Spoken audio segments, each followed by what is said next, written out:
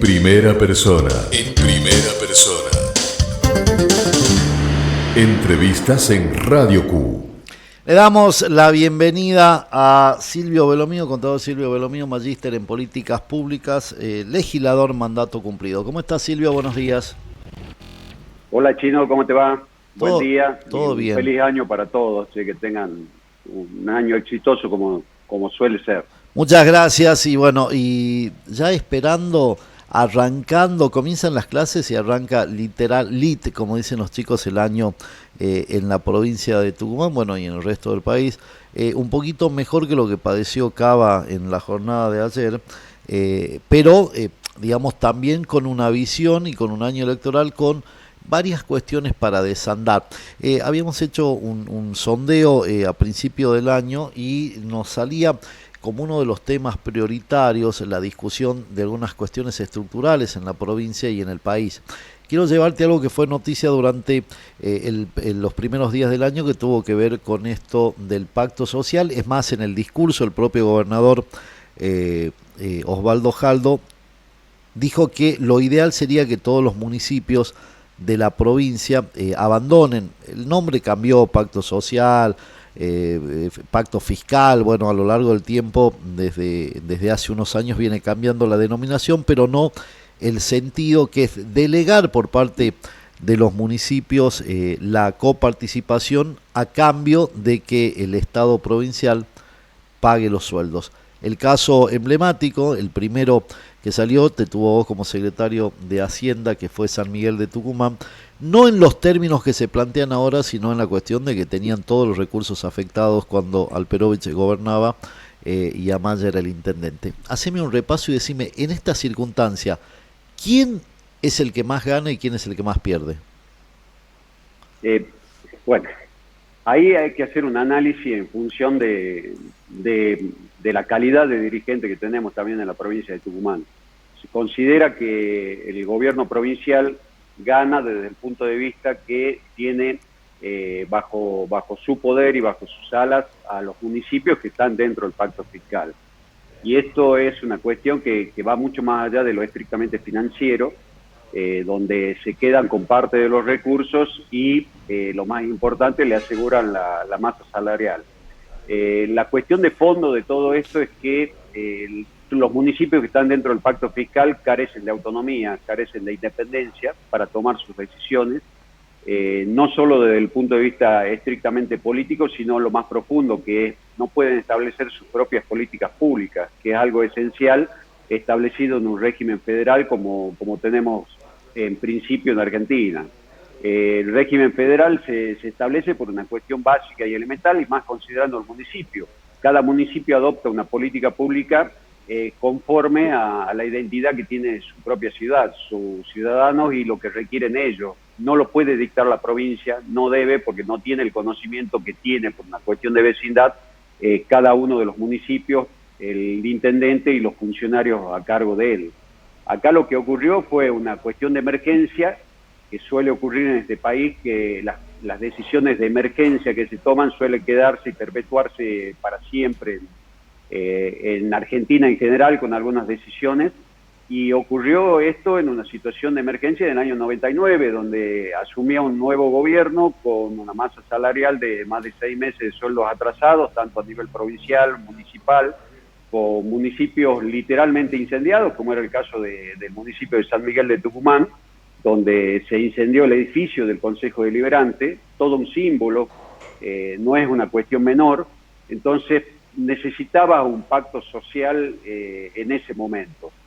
Lo que ocurrió fue la comodidad del gobierno provincial de mantenerlo a lo largo de los años, por una comodidad desde el punto de vista político, porque de esa forma se establecían las políticas desde la provincia, y los municipios que estaban dentro del pacto fiscal, que fueron la gran mayoría, 15 sobre 19, no le quedaba otra opción que adherirse a esas políticas públicas de la provincia, y sobre todo tener una dependencia total desde el punto de vista electoral, que era en definitiva lo que más primaba en su momento, y era la intención del gobierno en la provincia. A ver, lo tratemos de simplificar y de resumir.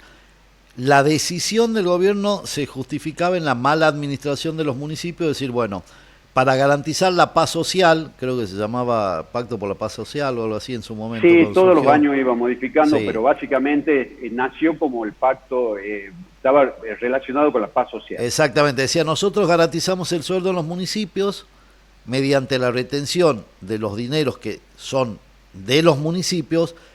Era como la tutoría, por decirlo, el gobierno de la provincia se hacía tutor de los municipios. Por la paz social nosotros manejamos la plata, pagamos los sueldos y te damos algo para obra. Sí, era bastante más profundo que todo esto, porque a mí me tocó ser secretario de Hacienda de municipios opositores, entre Sí. comillas, en su momento, del año 2003 al 2007, en el municipio de Yerbabuena, que gobernaba el intendente era Roberto Martínez Zavalía, y era un gobierno obviamente opositor al gobierno provincial. Eso nos costaba que las políticas públicas que llevábamos adelante, lamentablemente siempre tenía la tutoría del gobierno provincial. Luego, cuando me tocó desempeñarme en el municipio de San Miguel de Tucumán, comencé un trabajo de reestructuración desde el punto de vista financiero del municipio, donde se logró primero el fortalecimiento institucional de las finanzas, para que lograr que los ingresos que entren al municipio no tengan que ser devueltos a través de los juicios de inconstitucionalidad, de la innumerable cantidad de juicios de inconstitucionalidad por las tasas municipales, que se cobraban de forma indebida. Ese fue el primer paso. Junto con eso se reestructuró todo, absolutamente todo, del concepto del punto de vista macroeconómico. Se estableció un equilibrio fiscal y a lo largo de los años se fue logrando un equilibrio que dio un superávit al municipio desde el punto de vista fiscal, y durante esos años se venía pagando la deuda histórica que tenía el municipio. Durante la gestión de Domingo Amaya no se generó nueva deuda, se venía cancelando esta obligación con la provincia, pero la diferencia con el resto de los municipios es que en el caso de San Miguel de Tucumán tenía embargado no solamente la coparticipación, sino también los recursos propios. Es decir, que prácticamente el 100% de los ingresos quedaban en las arcas provinciales. Bueno, esto se fue revirtiendo y en el año 2015 se produjo un cambio de paradigma dentro del municipio de San Miguel de Tucumán, que fue el primero que pudo salir del pacto. Obviamente esto no fue pacífico, bajo Sí. ningún aspecto. Aparte eran tiempos electorales también. En virtud del tiempo electoral y el hecho de buscar que en ese caso Domingo Amaya acepte la regla de juego del gobierno provincial, que acepte ser su propio candidato, no estábamos de acuerdo con muchas políticas públicas que se dictaban en la provincia de Tucumán. Buscábamos un cambio, un quiebre, un cambio de paradigma en la provincia, y por ese motivo lo primero que necesitábamos era tener independencia desde el punto de vista económico, porque si no, no teníamos independencia política. Sin duda. Así que en ese momento la verdad que fue muy traumático, pero a pesar de eso, uno ya sabiendo y conociendo cómo eran los autores de la provincia, en ese caso quien gobernaba, que era José Alperovich, cómo iba a actuar, uno se adelantó en esta situación y bueno, logré en su momento tener los fondos suficientes reservados como para poder hacer frente los 9 meses que nos restaban de gestión, para poder hacer frente no solamente al pago de los salarios, sino de los gastos corrientes, porque el gobierno provincial embargó, te repito esto, el 100% de los recursos. Claro, no enviaban nada de recursos. No solo eso, no solo que no enviaba, Sí. sino que se quedaba con lo que le correspondía, que era la coparticipación federal. Sin duda. Y también los ingresos por los tributos propios que ingresaban a través del banco en ese momento, que era Banco del la entidad Tucumán, financiera, que era el Banco del Tucumán. Entonces, lo que se logró fue, esto te estoy contando Sí. al final, pero fue una estructuración de muchísimos años desde el punto de vista institucional, y sobre todo con conceptos básicos y elementales que hoy lo muestra el gobierno nacional, que habla de un equilibrio fiscal, de no gastar más de lo que ingresa. Son conceptos básicos en una administración, eso lo llevamos a cabo, y obviamente con las decisiones políticas por delante, pero siempre las decisiones políticas que se tomaban eran mirando la caja, viendo las posibilidades, y en función de eso se llevaban adelante toda la... Estamos hablando hace 10 años atrás, ¿no? Para que algunos por ahí que no tienen la línea temporal.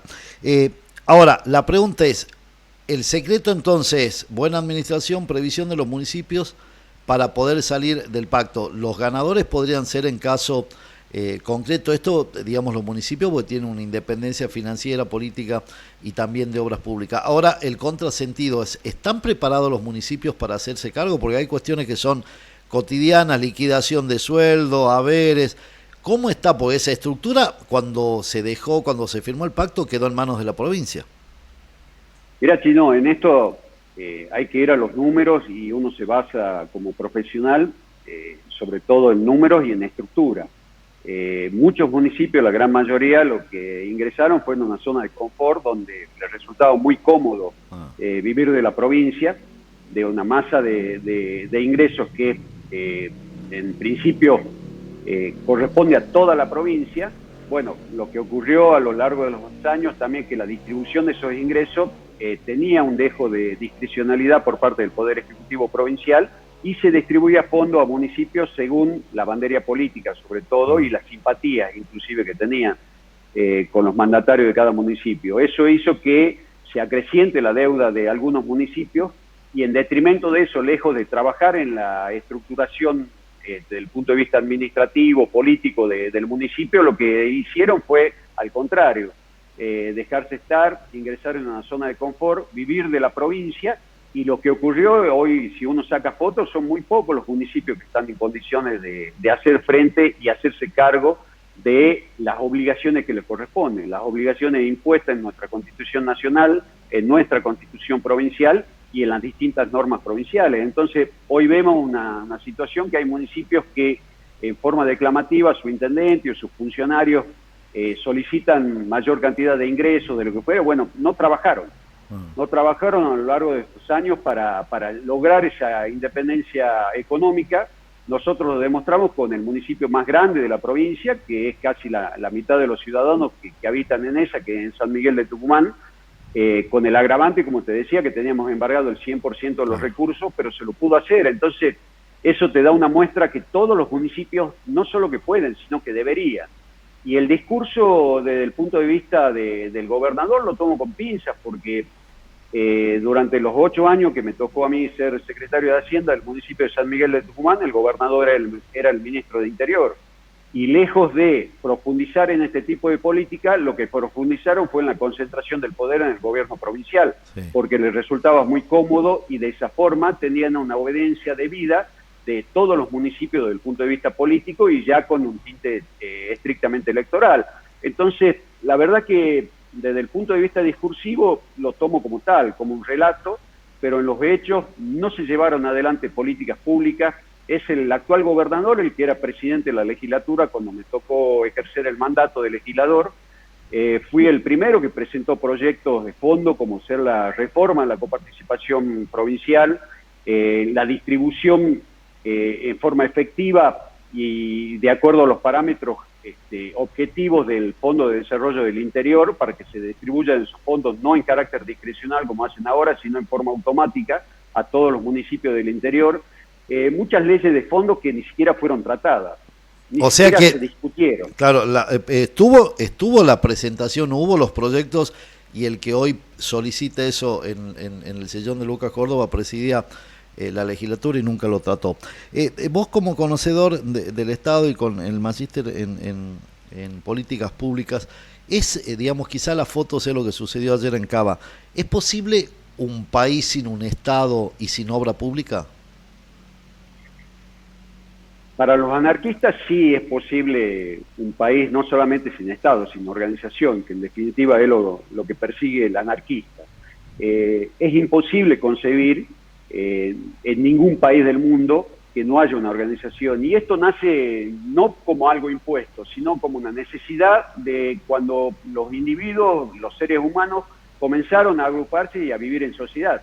Surgió de forma natural, y los estados en definitiva es una cuestión natural, es quien toma decisiones con un objetivo muy claro, que es el bien común. Por supuesto que hoy, en vista de los nefastos gobiernos nacionales recientes, las últimas, sobre todo los últimos 15 años, vemos como resultado hay mucha bronca por parte de la sociedad, de la gente, y se tiende a la generalización, que es el hecho de decir, bueno, el culpable es el Estado. Sí. Bueno, el Estado, para que por ahí el que no lo entiende, el Estado somos todos nosotros.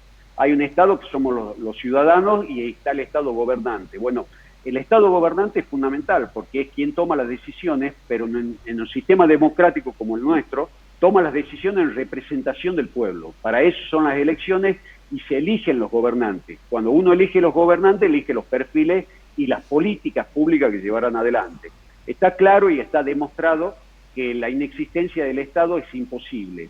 Y esto no va mucho más allá de una concepción ideológica desde el punto de vista económico, donde hoy se discute quién es liberal, quién es libertario, quién es un zurdo de mierda, como le dicen algunos. Va muchísimo más allá de eso, porque en ninguna de las teorías que me tocó estudiar, leer y sobre todo accionar cuando me tocó ser funcionario, en ninguna se puede concebir la desaparición del Estado. Hoy vemos un punto esencial como es la obra pública. ¿Cuál es el motivo por el cual supuestamente no se llevan adelante obra pública? Que es el despilfarro y sobre todo el robo que hubo. Vamos a ponerlo con letra. Ahora, el hecho de decir no hago obra pública porque fue utilizado como caja, como herramienta de corrupción por distintos gobiernos, tanto nacionales, provinciales, municipales, no es una justificación. Para eso están los organismos de control. Para eso se ejerce el control. En el caso, por ejemplo, de Tucumán, nosotros tenemos un esquema de control donde quien controla es garante de la corrupción de la provincia de Tucumán, de lo que ocurrió en los últimos 25 años, sobre todo profundizado con la reforma del 2006, donde se le dio un carácter y un rango constitucional al Tribunal de Cuentas. Sí. Hoy es garante de la corrupción y sobre todo actúa como gestapo también del gobierno provincial cuando algún gobierno pretende tener un discurso totalmente distinto. Eso a nivel nacional también se puede controlar, en la provincia se puede controlar y en los municipios se debe controlar. El hecho de que haya existido corrupción no es un motivo para que desaparezca la obra pública. La obra pública también tiene un concepto básico, se alimenta en función de los tributos. Hoy te lo sintetizo, Chino, algo elemental, cualquiera que tiene un vehículo llega a una estación de servicio, cuando carga en su tanque, carga en su mayor porcentaje, carga impuestos, más que combustible. Ese impuesto en particular, los impuestos internos que están dentro de este total, el porcentaje mayor va hacia un destino específico, que es el mantenimiento y la obra nueva de obra pública, de los caminos de todo el país. Entonces, si no hay obra pública, que directamente se exima de eso. Claro, ¿para qué siguen cobrando el impuesto si no lo aplican para lo que fue creado? Y técnicamente hablando, esto se conoce como un enriquecimiento sin causa por parte del Estado. Porque si yo estoy alimentando y a través de los tributos estoy generando un ingreso al Estado que tiene un fin determinado, que en este caso es la obra pública, si no se cumple, bueno, muy bien, o elimino el impuesto o aplico en obra pública. Si no hay más obra pública, que se elimine el impuesto. Y eso es lo mismo que ocurre. Recientemente vimos con bombo y platillo que acá la gran obra pública prevista para la provincia de Tucumán va a ser en el aeropuerto. Y una empresa privada. Es que eso es lo que la gente tiene que entender. Eso se alimenta y nace de una tasa que paga cada uno de los que viaja y paga un pasaje. Por ahí los funcionarios no lo entienden porque no sale de su propio bolsillo, entonces no saben los conceptos que están incorporados en el costo del pasaje. Dentro de ese costo existe una tasa específica precisamente para esto, para las infraestructuras de los aeropuertos, y es una decisión de Aeropuertos Argentina, ni siquiera es del gobierno nacional, es un fideicomiso específico. Entonces, todo este tipo de cuestiones es bueno ponerlo en debate, pero no los disfracemos. Es complicado disfrazar, constantemente se trata de confundir a la gente y llevarla por un camino, por la simplicidad, y decir, bueno, si estás de este lado sos blanco, si estás de este lado sos negro. Y vos fíjate que toda esta cuestión se traslada a todas las políticas públicas que se están llevando adelante en el país y en la provincia también. Hasta hace muy poco el discurso era todos los que no están de este lado y no están alineados a nivel internacional con Israel y con Estados Unidos son zurdos de mierda.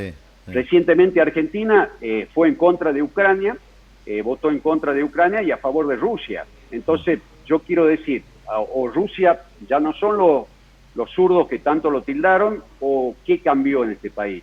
A su vez también nos quieren hacer creer que el hecho de tener relaciones comerciales con determinado tipo de países inmediatamente a nosotros nos mimetiza y nos transforma en zurdos o con una tendencia ideológica desde el punto de vista macroeconómico. Claro, sí. Entonces hoy estamos, quizá estoy mezclando muchos conceptos, pero en realidad lo que hay es una desorientación total.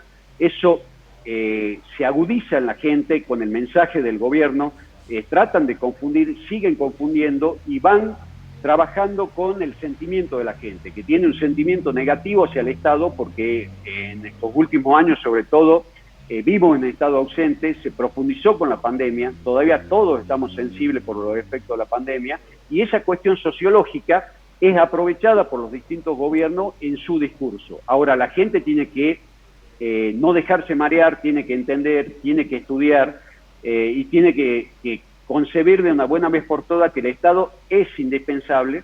Por supuesto que lo que se discute y lo que se tiene que lograr es que el Estado sea eficiente, más allá del tamaño, tiene que ser eficiente, y hay tareas que el Estado no se tiene que hacer cargo. De hecho, hay muchísimas decisiones que se está tomando el gobierno nacional hoy que yo las aplaudo, que es desde el punto de vista corporativo, del hecho de las desregulaciones, hay actividades que no tiene por qué estar inmiscuido el Estado. Yo los aplaudo.